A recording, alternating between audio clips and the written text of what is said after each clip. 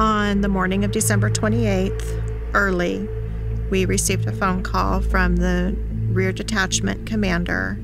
He had called to let us know that Troy had been involved in an IED incident, and they did not know the extent of his injuries at that point, but that he was alive, and at that time he was in surgery.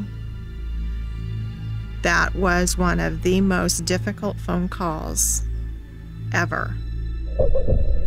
We had gone out to do a patrol, drop off some supplies at the forward lines, and just after we had passed an area, the Taliban had come in and planted the initiating device for an IED, and they put it in a pothole that was full of water, and the water's not clear, it's all muddy, you can't see anything, and you try to avoid them.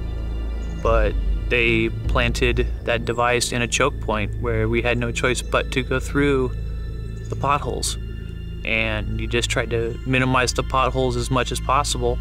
I was on the BFT, or the Blue Force Tracker, sending a message, and next thing I know, I felt my stomach, move, kind of like when you're on a roller coaster. And then I saw a bunch of smoke, and next thing I knew, I was laying in cold, wet mud, and I was hanging by my harness, and my driver was yelling at me. I didn't really feel anything. I didn't know what had gone on. I didn't know the injuries of my body until I started to do the head-to-toe check. Blink your eyes, wiggle your ears, try to move your fingers and your toes, move your arms and your legs, and I wasn't able to move my legs.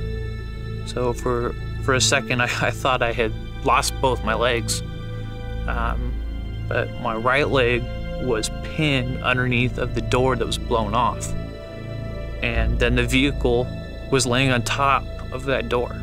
It was kind of dark, being under this vehicle and still in the hole, and then all of a sudden I see light, and it's for a few seconds I didn't comprehend what was going on, and then I realized that was fire. And I'm in a vehicle trapped, and it's on fire. And I started screaming and hollering at the top of my lungs to put that fire out.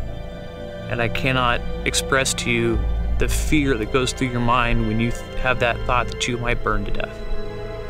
It is the scariest thing I have ever experienced in my life, and I pray that nobody ever experiences that. It is absolutely horrific.